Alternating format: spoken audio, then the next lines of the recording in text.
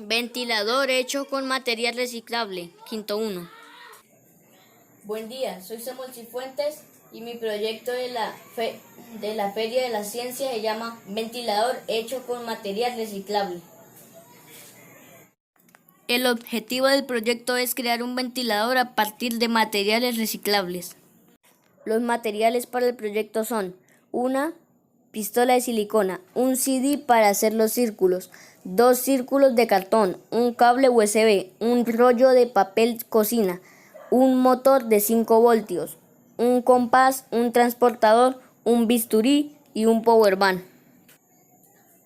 Procedimiento del proyecto. Se realizan en cartón 2 círculos del tamaño del CD. Uno servirá de base del ventilador y el otro divide en 8 partes sin llegar al centro y serán las aspas. Se coge el cable USB, se le quita la punta micro, se usa el cable negro negativo y el rojo positivo, se pasa el cable USB por dentro del tubo de cartón. Se conecta en la parte de arriba con el motor de 5 voltios, al eje del motor se pega la hélice de cartón y queda listo para ser usado. El ventilador se puede conectar de 3 formas diferentes. La primera es con un power bank.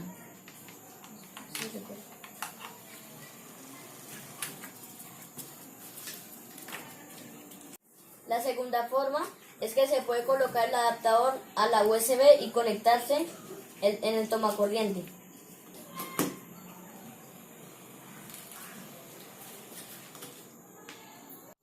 Y finalmente, se puede también conectar el puerto USB de la computadora.